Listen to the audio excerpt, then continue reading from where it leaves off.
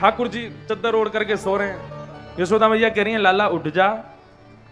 ठाकुर जी कह रहे हैं मैं ना उठ रहा। क्यों ना उठ रहा? बोले मुझको नींद आ रही है, अभी अभी मैं और सोऊंगा ना एक देर। और ठाकुर जी फिर से चद्दर ओढ़ के सो गए। तो यशोदा मैया फिर ठाकुर जी को प्रलोभन देती है, लाला देख तेरे लिए मैं क्या लेके आई हूं। जैसे मां बालक को उठाती है, पहले प्यार से उठाने का प्रयास करती है, उसको कोई ना कोई प्रलोभन देती है, उसको किसी ना किसी तरफ उसका ध्यान भटकाती है। जैसे बचपन में मैं सोता था तो मेरे को बारिश का मौसम बहुत अच्छा लगता है। तो कई बार जब सो रहे होते तो माँ बोलती देख बाहर देख कितने काले काले बादल हो गए, बारिश हो रही है। तो तुरंत मैं उठ के भागता था देखने कि बादल हो गए। ऐसे ही माँ प्रलोभन देती है। यशोदा मैया क्या प्रलोभन दे रही है?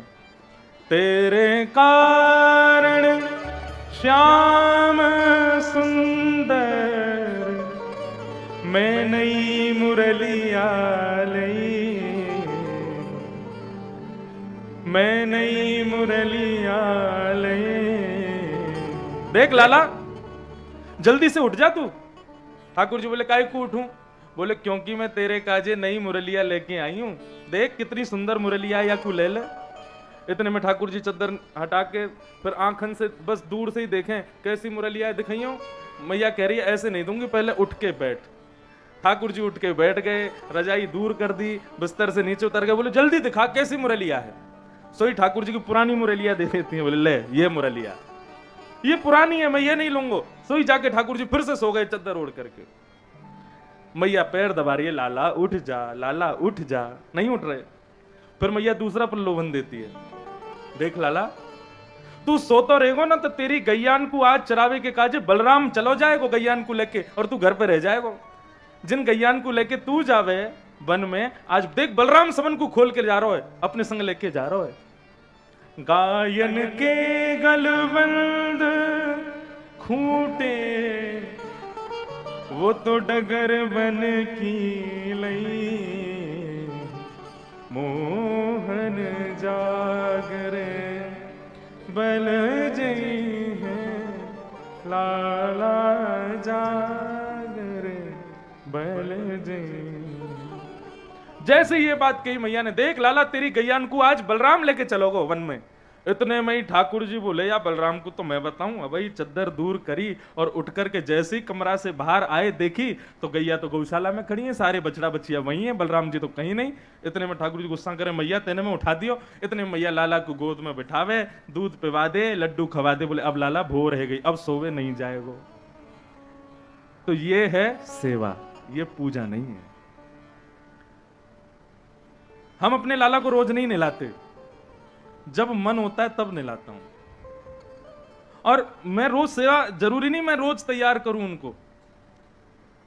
हमारे संग में पंडित जी रहते हैं, वो ठाकुर जी के ये एक समझ, हम बड़ी मैया ये छोटी मैया, तो ये सेवा कर देते हैं। और कभी कभी मुझे बहुत मन करता है तो लाओ लाला को मुझे तो गोदी में बैठा के फिर उनका श्रृंगार करते हैं।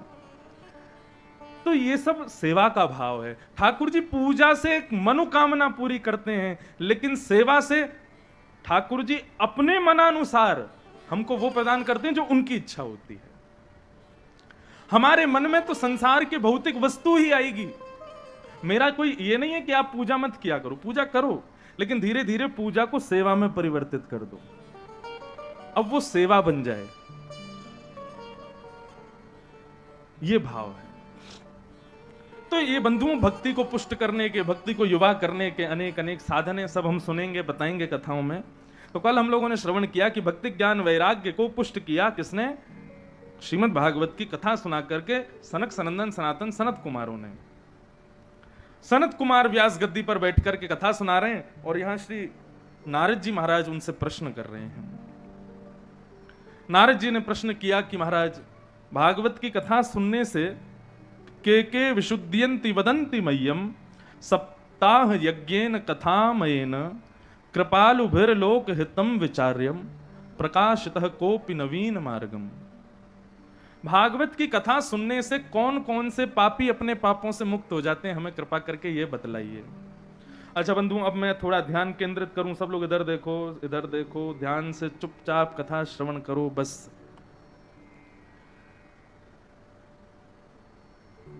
भागवत कौन कौन से पापों से व्यक्ति को मुक्त करती है? तो पहली बात मैं अपने मन का मौलिक भाव एक कह दूं, और मौलिक नहीं है ये पूर्व सिद्ध भाव है। भागवत की कथा कभी भी किसी कामना से तो करानी ही नहीं चाहिए, ना ही सुननी चाहिए, ना ही करानी चाहिए। श्रीमद् भागवत कामनाओं की पूर्ति के लिए है ही नहीं।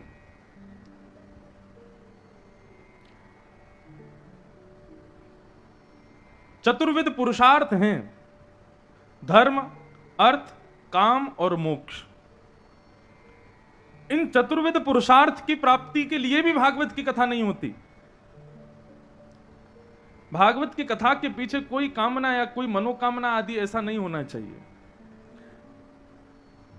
आज एक माता मिलने आई थी, उन्होंने एक प्रश्न किया मुझसे सुबह कि महाराज जी, हमारा बहुत बड़ा घर था, बहुत बड़ा व्यापार था, बहुत बड़ा सब कुछ था, और हम लोगों ने जो है अपने घर में 2 बार कथा कराई, और 2 बार कथा कराने के बाद आज स्थिति यह है कि हमारा व्यापार भी ठप हो गया, हमारा घर भी बिक गया, हमारा ये भी हो गया।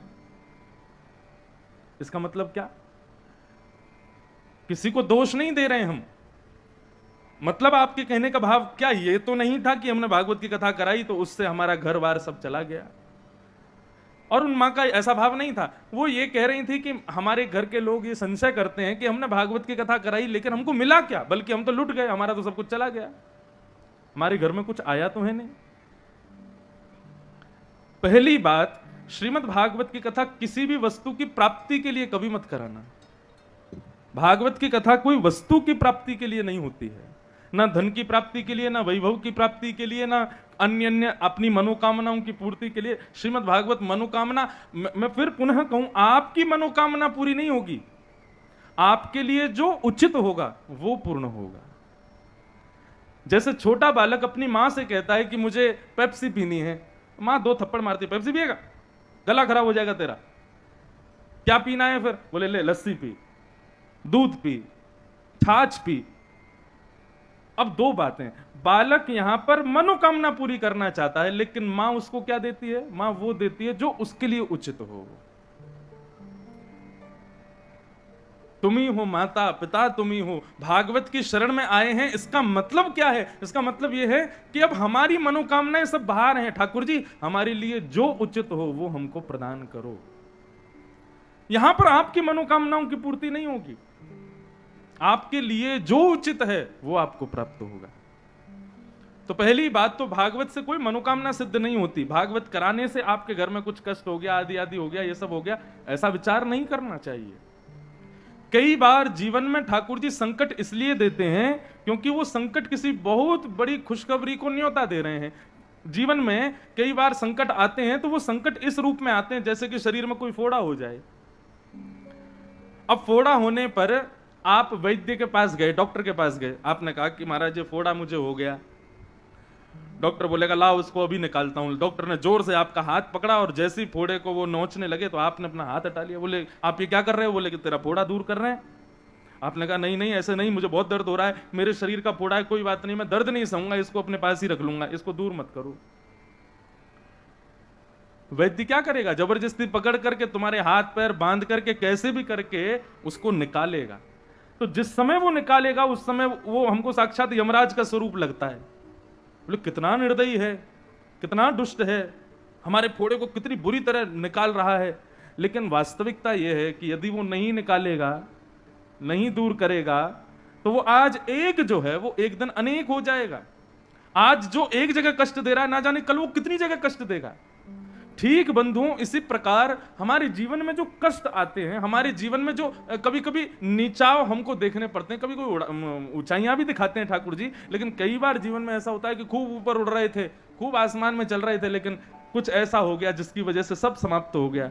उसको इसी भाव से ठाकुर जी की कृपा मान के स्वीकार करो कि शायद इस जन्म का या कोई पूर्ववर्ती हमारा कोई अपराध होगा जिसको ठाकुर जी हमसे भुगवा रहे हैं, लेकिन विश्वास करना ठाकुर जी एक दिन पुनः फिर उन ऊंचाइयों पर लेके जाएंगे, उसको स्वीकार करो। अब उसके लिए दूसरों को दोष नहीं देना चाहिए। हमने ये कराया इससे ये हो गया, हमने वो कराया उससे वो हो गया, हमने ऐसा किया शायद कहीं उससे तो नहीं हो गया। ये संशयात्मक बुद्धि कभी मत रखो। नहीं तो ये चीज आपको ना जाने कितना दुख देगी। जीवन में जो कुछ भी प्राप्त हो सब में ठाकुर जी की कृपा का अनुभव करो। और इस गुण को, जैसे मानव का किसी किसी के गुण होते हैं, वो चाह करके भी अपने उस गुण से रह नहीं पाते। ऐसे ठाकुर जी के अंदर सबसे विशेष गुण है कृपा का। आपको पता है जगन्नाथ भगवान कितनी देर सोते हैं? 2 घंटे। और वो 2 घंटे भी सोते नहीं हैं, वो अपनी नित्य चर्या करते हैं। श्री जगन्नाथ भगवान का मंदिर रात में कितने बजे बंद होता है ये कोई नहीं बता सकता आपको। कोई कहेगा 11 बजे, कोई कहेगा 12, कभी कभी 1 बजे तक तो मैंने दर्शन किए कितनी बार। और 3:30 बजे, सुबह 4 बजे ठाकुर जी का फिर से उत्थापन हो जाता है, बहुत जल्दी उठ जाते हैं। और ये 2-2.5 घंटे के लिए भी जो मंदिर बंद होता है उसमें भी जगन्नाथ भगवान सोते होंगे, ये संभव ही नहीं है। क्योंकि जगन्नाथ महाप्रभु अनमिष हैं। अनमिष कहते हैं, इनको कहते हैं निमिष। ये जो पलकें होती हैं इनको कहते हैं निमिष। हम सब कौन है? हम सब निमिष हैं, हम सबके पलकें हैं। लेकिन श्री जगन्नाथ भगवान कौन है? बोले अनमिष। उनके निमिष नहीं है, उनके पलकें नहीं है। उनके ये आंख बंद होने वाला जो ये एक्स्ट्रा ये ठाकुर जी ने दिया, ये जगन्नाथ महाप्रभु का नहीं है। क्यों नहीं है? बोले ताकि मेरे नेत्र सदा सर्वदा खुले रहें और आगे आने वाले प्रत्येक भक्त को मैं देख सकूं, इसलिए अनमिष हैं श्री जगन्नाथ महाप्रभु। अनमिष बन के बैठे हैं। कहीं ऐसा ना हो जाए कि कोई भक्त बहुत दूर से आवे मेरा दर्शन करने के लिए और उसी समय मैं थक हार करके कहीं अपनी पलकें झपका लूं और एक क्षण के लिए जैसी मैं पलक झपकाऊं भीड़ के रेले ने, भीड़ का रेला उसको धक्का दे दे और उसको आगे कर दे और वो मुझे देख ना पावे, वो मुझे दिख ना पावे। इसलिए ठाकुर जी अनमिष बन के बैठे हैं ताकि मेरी पलकें गिरे ही नहीं। जगन्नाथ जी के बड़े बड़े भाव हैं। अनमिष पहला भाव। जगन्नाथ जी के कान नहीं है, कानों का दर्शन नहीं होता श्री जगन्नाथ प्रभु का। आंख नहीं है, कान नहीं है, इसका मतलब ये कुछ गलत मत निकाल लेना। दर्शन नहीं होता जगन्नाथ जी के स्वरूप में, कानों का दर्शन नहीं होता। क्यों? उसके पीछे भाव क्या है? श्री जगन्नाथ प्रभु कहते हैं कि कल को कोई भक्त मुझे पुकारे, हे नाथ मेरी रक्षा करो, हे जगन्नाथ पाहि माम, हे जगन्नाथ रक्ष माम। कोई मेरे से रक्षा की प्रार्थना करे, कोई दर्शन की प्रार्थना करे, तो उस पर कृपा करने के लिए जब मैं जाऊं तो कभी कभी हम लोग कहीं को जाते हैं तो 4 लोग राय देने वाले रोक लेते हैं बीच में, हैं? अब हम राहुल केला आ रहे थे तो 5 लोगों ने राय दी। बोले अच्छा राहुल केला जा रहे हो? बोले हाँ। अच्छा वो तो ऐसी जगह है, वहां के लोग तो ऐसे हैं, वहां तो ऐसा है, वहां का मौसम ऐसा है, वहां पर ये है वो है। तो 4-5 लोग पूछते हैं कहाँ जा रहे हो, बता दो, तो फिर राय जरूर देते। अच्छा वहां जा रहे हो, वहां के लोग तो ऐसे हैं। अब कैसे हैं ये तो मैं नहीं बताऊंगा, क्या बताया था, ये तो आप प्रूव करके दिखाओ कि आप कैसे हो। बस अभी तक तो सब बढ़िया है, सब अच्छा है। तो श्री जगन्नाथ महाप्रभु जो हैं उन्होंने अपने कानों का दर्शन नहीं कराया। इसका मतलब क्या है? कल को कोई भक्त बुलावे और मैं उसकी रक्षार्थ जाऊं, कल को कोई मुझसे पूछे, बगल में सुभद्रा जी बैठी हैं, बलराम बैठे हैं, पीछे लक्ष्मी बैठी हैं, इतने सारे देवी देवता, मैं कहीं जाने लगूं और ये लोग मुझसे पूछें कहां जा रहे हो, तो मैं कहीं बता दूं कि भाई उस भक्त की रक्षा करने जा रहा हूं, तो फिर मुझे उसके बाद इनकी सुननी नहीं है कि ये कहें अरे वो जगह अच्छी नहीं, वो भक्त ऐसा नहीं है, वो भक्त आपके लायक नहीं है, वो स्थान आपके लायक नहीं है, कहीं ये लोग मुझे टोके ना। इसलिए जगन्नाथ भगवान ने अपने कान ही नहीं बनाए। जब ठाकुर जी कृपा करने के लिए जाते हैं तो लक्ष्मी कहती है अरे वो स्थान आपके लिए नहीं है, तो ठाकुर जी चले ही जाते हैं।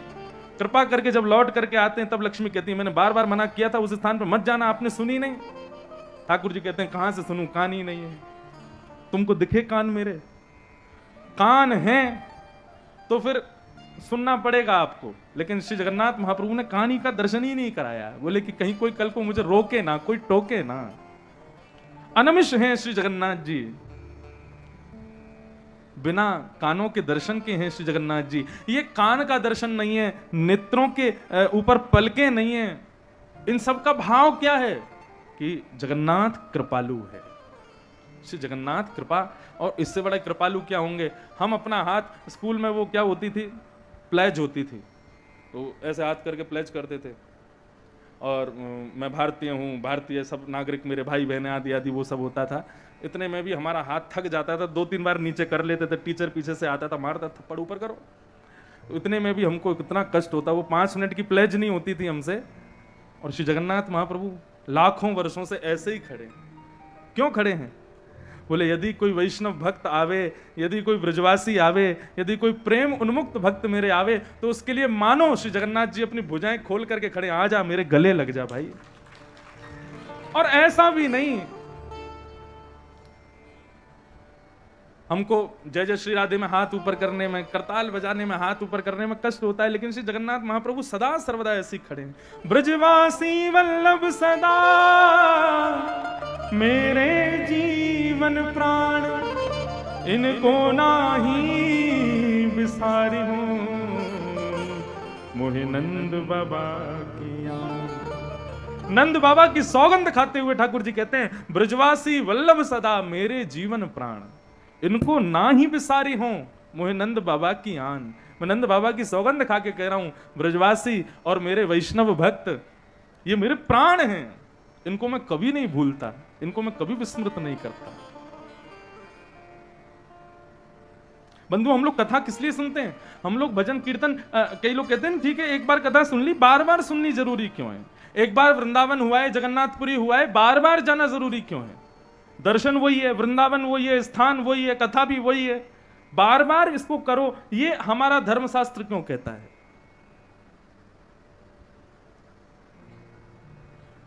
कई बार हम कथा करते हैं ना, तो कथा करते करते यदि कोई परिचित दिख जाए कथा में, तो हम उसका नाम मंच से बोल देते हैं।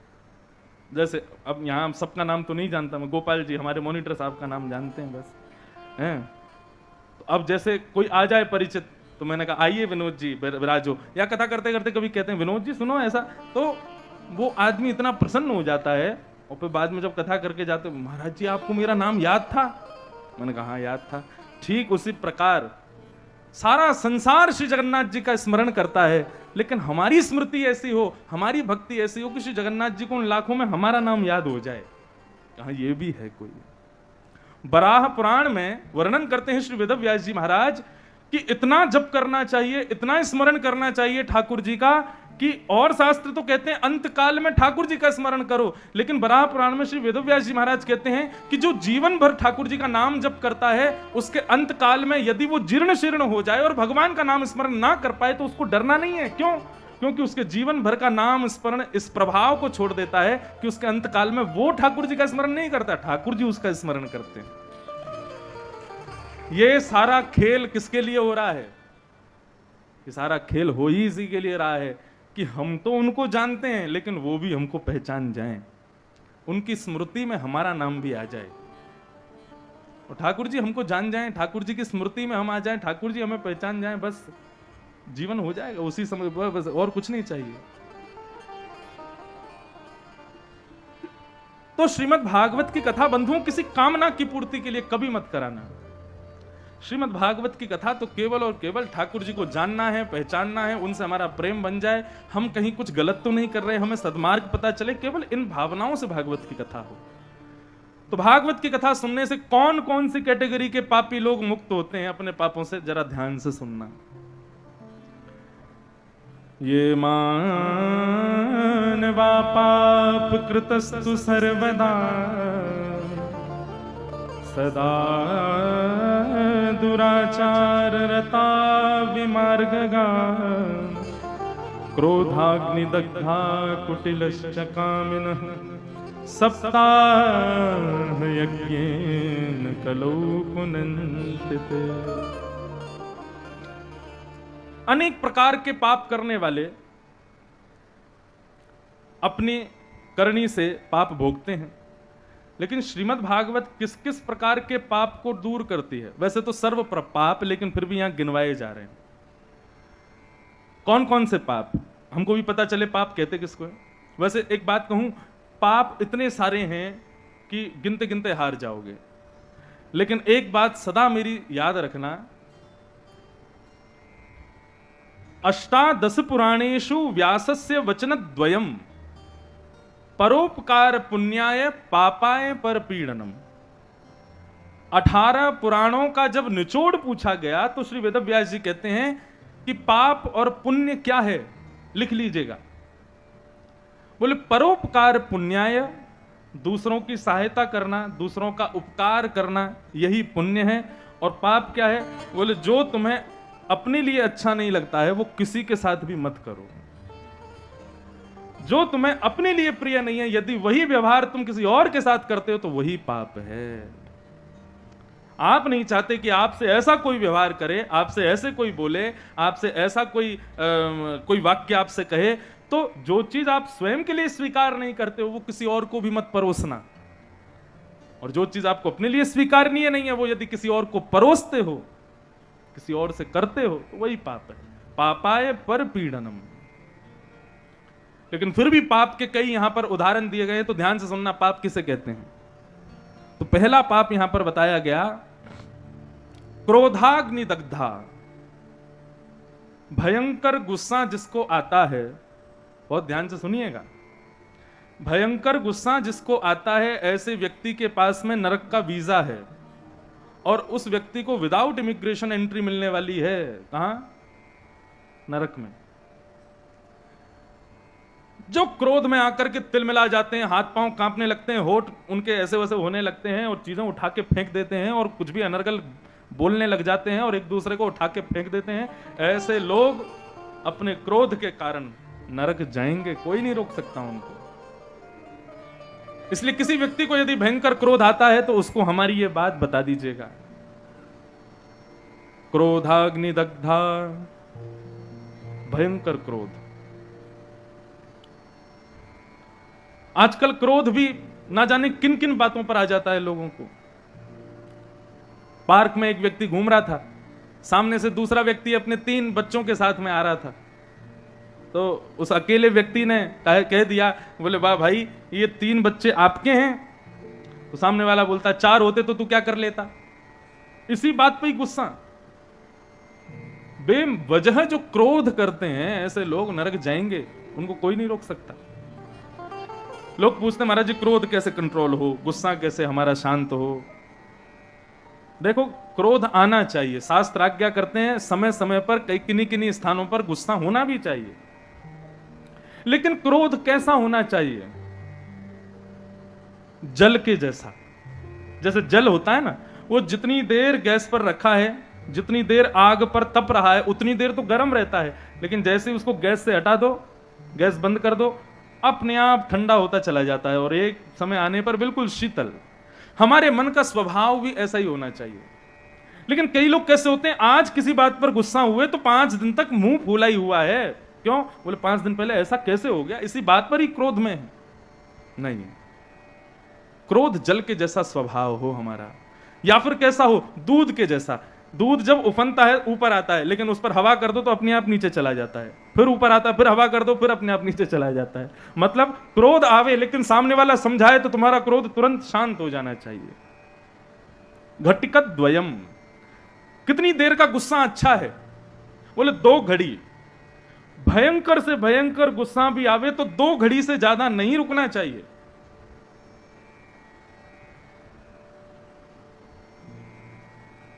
क्रोध ज्यादा नहीं। और यदि किसी व्यक्ति को बहुत क्रोध आता है और वो हमसे पूछ रहा है कि भाई क्रोध कैसे कम करें, एक ही उपाय है। क्या? रात्रि में सोते समय, सुबह उठते समय, मध्याह्न में जब भी समय मिले, किसी अच्छे वैष्णव विद्वान सत्संगी की कथाएं सुनना शुरू करो। कथाएं सुनने से, क्योंकि कथा जब सुनते हैं ना तो हम लोग मौन हो जाते हैं, हम कुछ बोलते नहीं हैं, हम बहुत देर शांत रहते हैं, सुनते हैं। जब आप अपने दोनों श्रवणेंद्रियों को खोलते हो और अपनी वाक इंद्रिय को बंद रखते हो तो अपने आप क्रोध शांत होने लग जाता है। हमारा गुस्सा बढ़ क्यों रहा है? क्योंकि हमने यहां तो रुई घुसा रखी है, यहां से सुनते कुछ है नहीं, केवल बोलते हैं, इसलिए हमारा गुस्सा बहुत तेज होता है, तीव्र होता है। सत्संग सुनो, अच्छी अच्छी बातें सुनो, भगवान के सुंदर चरित्र सुनो, लीलाएं सुनो, उससे क्रोध शांत होता है। क्रोधाग्नि दग्धा कुटिलश्च कामिनः। जो कुटिल है, कुटिल किसे कहते हैं? चेहरे पर तो सामने तो ये दिखाएंगे कि आपके बहुत बड़े हितैषी हैं, लेकिन मन से क्या विचार करेंगे? कुटिल व्यक्ति का एक अर्थ बता दें तो ये जो अपने दुख से दुखी नहीं है, दूसरे के सुख से दुखी है, वो कुटिल है। और आज संसार में 90% लोग इसीलिए दुखी हैं। क्यों? कि वो सुखी क्यों है।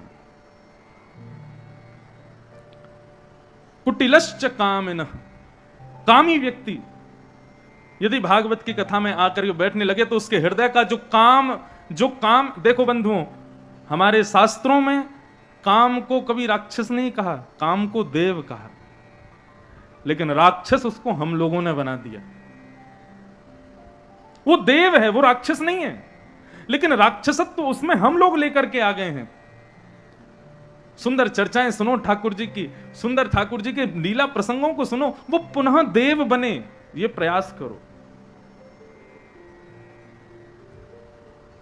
कुटिलश्च कामिनः सप्ताह यज्ञेन कलौ पुनन्तिते। सप्ताह कथा सुनने से ये सब जो है ये सब पवित्र होते हैं। मैं कभी कभी अपनी कथाओं में एक बात कहा करता हूं कि आपके अंदर जो दुर्विचार हैं, आपकी जो बुरी आदतें हैं, उन्हीं आदतों का यदि मार्ग बदल दिया जाए तो वही आदत आपको ठाकुर जी की प्राप्ति करा देंगे। काम, क्रोध, लोभ, मोह, ईर्ष्या, द्वेष, अभिनिवेश, अहंता, ममता, चिंता, ये सारे हमारे बौद्धिक बीमारियां हैं। कौन कौन सी? काम, क्रोध, लोभ, मोह, ईर्ष्या, द्वेष, अभिनिवेश, अहंता, ममता, चिंता, बहुत सारी हैं। ये सब हमारी दिमागी बीमारियां हैं जो हमको हो जाती हैं। किसी को काम सवार है, किसी को क्रोध सवार है, किसी के अंदर लोभ बहुत है, कोई बहुत भयंकर मोही है। इन सबको ठीक कैसे करोगे? क्यों? एक को ठीक करते हैं तो दूसरा प्रकट हो जाता है।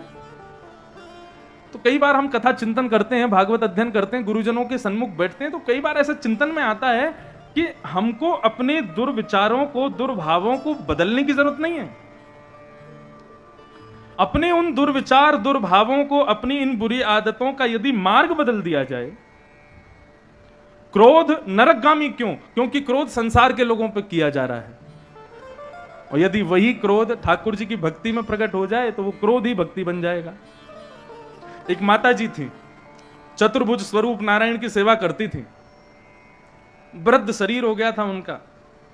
उनका श्रृंगार करना, इत्र लगाना, भोग लगाना, उनकी आरती करना, ये उनका नियम था रोज का। एक दिन वो माता जी रसोई घर से भोग लेकर के आ रही थी तो सामने फर्श पर बहुत जल पड़ा हुआ था। उस जल पर पैर फिसल गया और माँ का जो है पैर टूट गया। अब जैसे ही माँ का पैर टूटा तो लोग सब उनको लेकर के अस्पताल चले गए। अस्पताल में डॉक्टर उनके पैर पर पलस्तर लगा रहा था। डॉक्टर को बोली हाथ मत लगाओ मुझे। डॉक्टर बोला क्या हो गया मैया? तुम मत छेड़ो, जिसने तोड़ा है वही ठीक करेगा मेरे पैर को।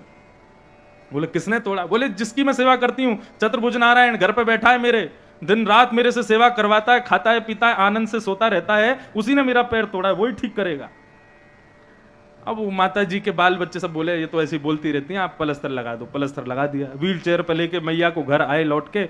मैया बोली कमरे में नहीं जाऊंगी, मंदिर में लेके चलो, चतुर्भुज नारायण के सामने लेके चलो। मैया को वहां ले गए। बच्चों से बोली तुम लोग जाके सो जाओ, किवाड़ बंद कर दो, मुझे इनसे बातें करनी है। बच्चे चले गए। बोले अभी मैया हैं, इनसे क्या समझाएं इनको।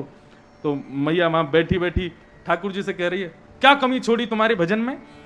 हाँ, मेरे पति मुझसे छीन लिए, मेरा एक बेटा मुझसे छीन लिया, मेरा परिवार पूरा उजाड़ दिया, कभी कोई शिकायत की आपसे मैंने? मेरे बेटे का व्यापार नहीं चलता, मेरे घर में रात्रि में भोजन कभी कभी नहीं बनता, लेकिन तुमको कभी भूखा रखा मैंने? आज तुम्हारा ही भोजन लेकर के आ रही थी और पैर फिसला दिया, मेरा पैर तोड़ दिया। अब भी चाहते हो कि मैं शांत बैठी रहूं, कुछ ना कहूं तुमसे? लेकिन आज मैं शांत नहीं बैठूंगी। मेरा पैर अभी इसी वक्त ठीक करो, और यदि तुमने मेरा पैर ठीक नहीं किया तो मैं पत्थर लाके तुम्हारा पैर तोड़ दूंगी। ठाकुर जी से बोली। और जैसे ही उन्होंने ये भाव प्रकट किया, ठाकुर जी प्रकट हो गए और प्रकट होके उनको प्रणाम करके उनका पैर स्वस्थ कर दिया। कहने का अभिप्राय है क्रोध ही, लेकिन वही क्रोध संसार के लिए हो तो वो नरकगामी बना देता, और वही क्रोध ठाकुर जी के लिए हो गया तो वही भक्ति को और प्रपन्न बना देता, और श्रेष्ठ बना देता है। तो इससे क्या समझ में आया कि हमारे भीतर जो कमियां हैं हम में, किसी में क्रोध है, किसी में लोभ है, किसी में मोह है, आदि आदि, ये सब जो कमियां हैं हमारे भीतर, ये कमी कब है? जब संसार के लिए है। लेकिन यही ठाकुर जी के लिए हो जाए तो यही भक्ति बन जाएगी, और कुछ करने की जरूरत ही नहीं है आपको। यही ठाकुर जी के लिए मोड़ दो, उसी से ठाकुर जी प्रसन्न हो जाएंगे।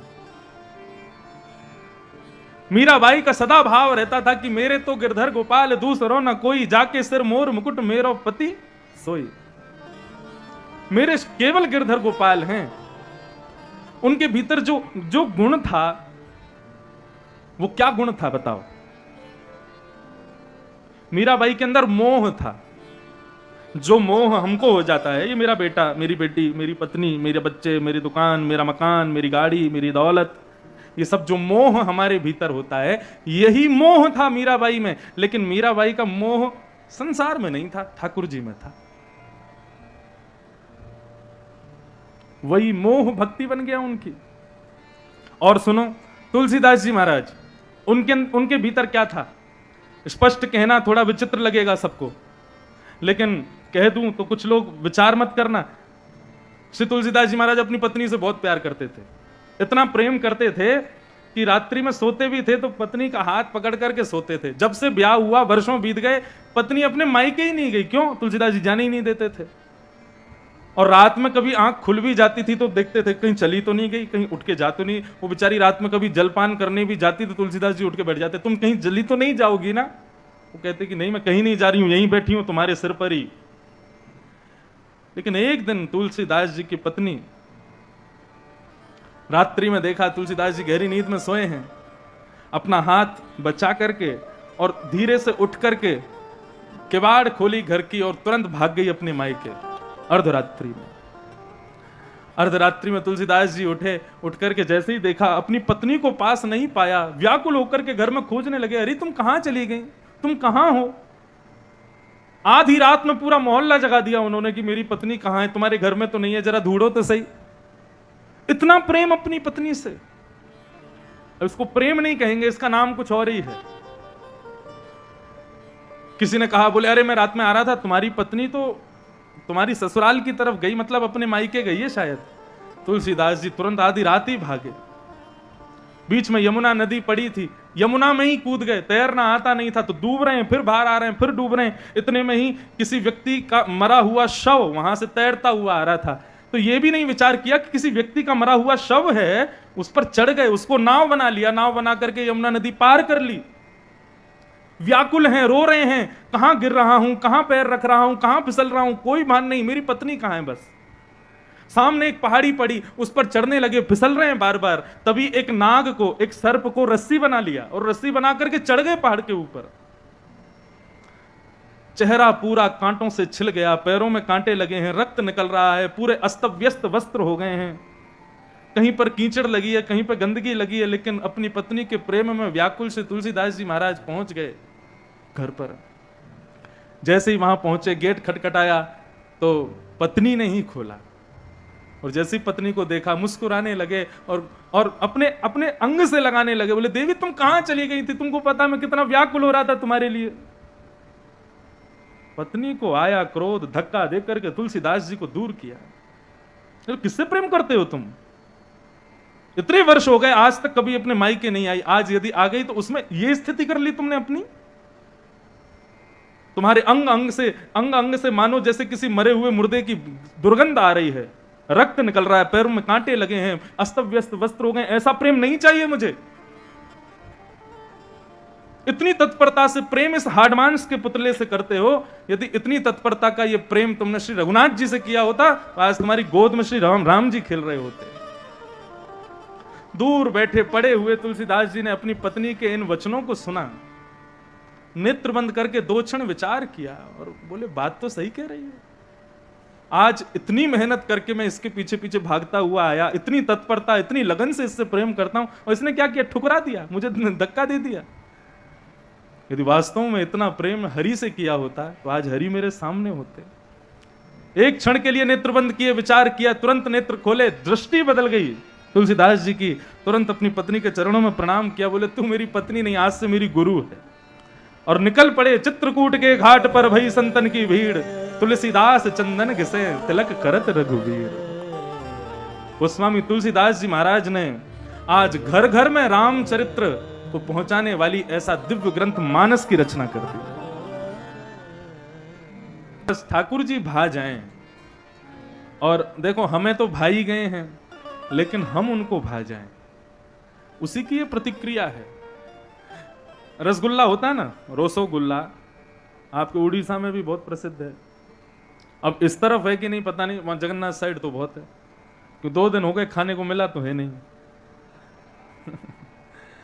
मतलब वो वाला मटका में जो आता है, वो मटका वाला रसगुल्ला तो पूरी में ही खाने को मिलता है, यहाँ नहीं मिलता ना।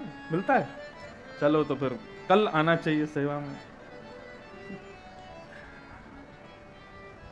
तो रसगुल्ला जो होता है, रस को अलग करो, क्या बचा? गुल्ला बचा है। हम लोग कौन है? हम गुल्ला हैं। इसलिए जगन्नाथ प्रभु हमको सेवन, हमको भोग लगाते नहीं है। जब कथा सुनकर के, वैष्णव जनों का संग करके, सत्संग करके, ये सुंदर सुंदर भावों में प्रवेश करके जब अपने गुल्ले को रस युक्त कर लोगे, सो ही जगन्नाथ जी उसका भोग लगा लेंगे, उसको स्वीकार कर लेंगे। कथा क्या है बंधुओं? ये एक रस की चाशनी है, और यहां आने वाले आप सब गुल्ले हो। जो इस रस को अपने में भरपूर रूप से इसको समाविष्ट कर लेगा, जगन्नाथ जी उसी गुल्ले का भोग लगा लेंगे। हम ठाकुर जी के पीछे पड़े रहे, मैं कथा में कहता हूं, हम ठाकुर जी के पीछे पड़े रहें, ये उचित है ही नहीं। स्थिति ऐसी हो ठाकुर जी हमारे पीछे पड़े रहे। हाँ, गोवर्धन के अनेक अर्थ हैं, मतलब गायों का वर्धन जिन्होंने किया वो गोवर्धन, लेकिन एक अर्थ ये भी है, गो माने ज्ञान, ज्ञान माने जो हम लोग स्वीकार करते हैं, जिससे हम सदगति को प्राप्त होते हैं, उसका जो वर्धन करे वो गोवर्धन। गो माने ज्ञान। इंद्रियों को भी गो कहते हैं, आंख, नाक, कान, जीभ, त्वचा, हाथ, पैर, ये सब गो कहलाए जाते हैं। क्या नाम रखा? गोकर्ण। तो गो यानी कि ज्ञान, कर्ण यानी कान। जो कानों से केवल ज्ञान की ही बातें सुने, उसको गोकर्ण कहते हैं। 4 घंटे के लिए जब आप कथा में बैठते हो, आप सब गोकर्ण बन जाते हो। क्यों? आप सब यहां पर कोई फालतू बातें सुन नहीं रहे, सब कथा की चर्चाएं सुन रहे हो, इसलिए आप सब गोकर्ण स्वरूप हो। धीरे धीरे, अच्छा देखो बंधुओं, एक बात आपसे रिक्वेस्ट करें, बच्चों का नाम बहुत सोच समझ के रखा कीजिए, क्योंकि नाम से ही उसका जीवन सौभाग्यशाली और दुर्भाग्यशाली दोनों नाम से ही होता है। ठीक है, लोग निकनेम रख लेते हैं घर पर, लेकिन वो बहुत विचित्र रख देते हैं। निकनेम भी रखना है तो जैसे हमारी यशोदा मैया ने रखा, नाम तो ठाकुर जी का कृष्ण है, कभी गोविंद कहती हैं, कभी गोपाल कहती हैं, कभी कान्हा कहती हैं, कभी कनुआ कहती हैं, कभी लाला कहती हैं, कभी छलिया कहती हैं, कभी माखन चोर कहती हैं, कभी मरकट बंधु कहती हैं, कभी बंदर कहती हैं, ये सब कहकर के बुलाती हैं। लेकिन आजकल के निकनेम तो भाई पूछो मत। महाराज जी मेरा बेटा लेने आएगा आपको एयरपोर्ट, मैंने कहा क्या नाम है बेटे का? बोले उसका नाम है मोंटी। बेटी का नाम पिंकी।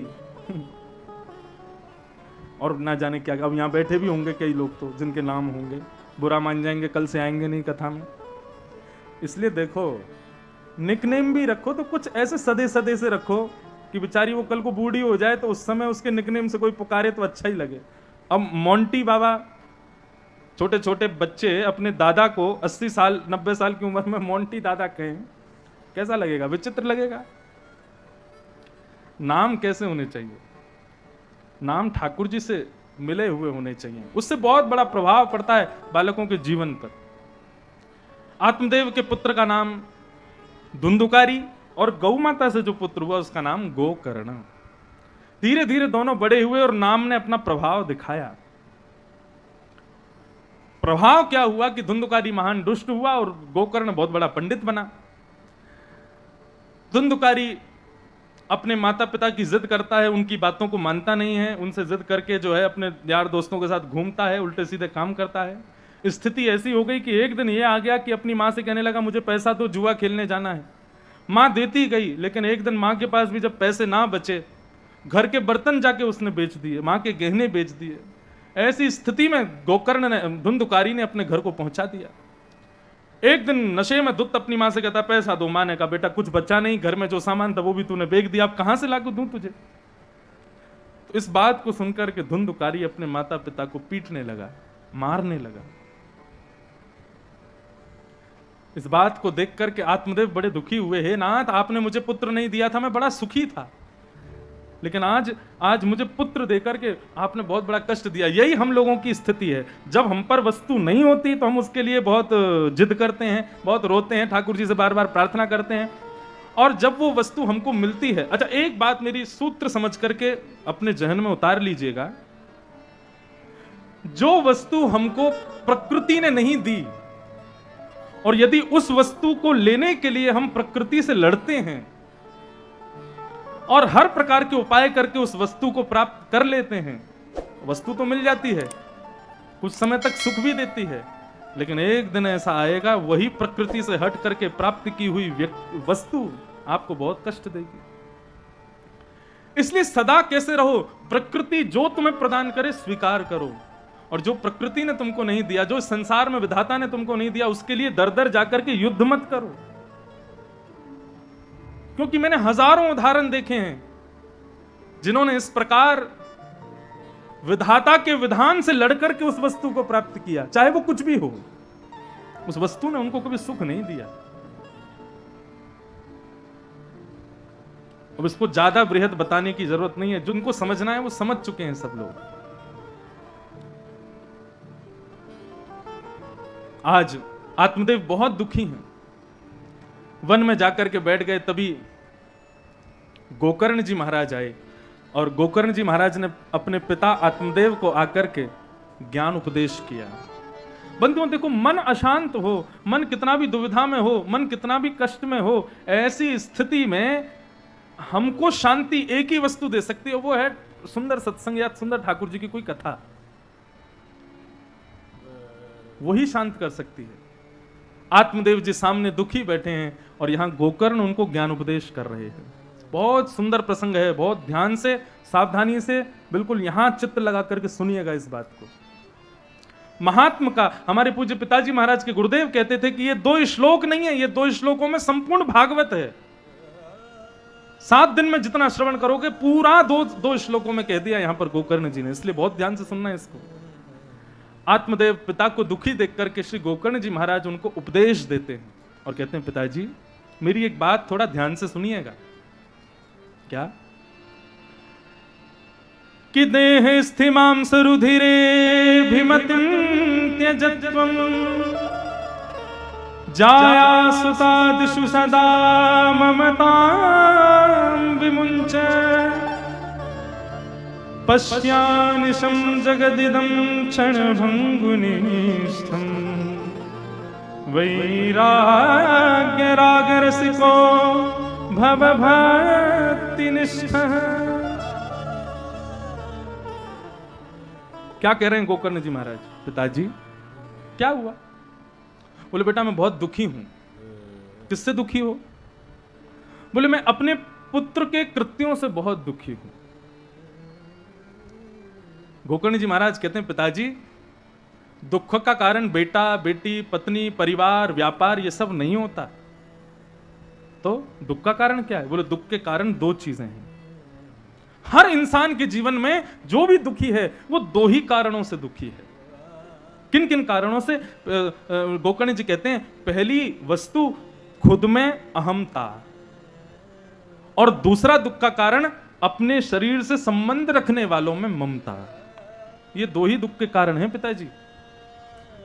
या तो कोई अहमत्व से दुखी है या फिर कोई ममत्व से दुखी है।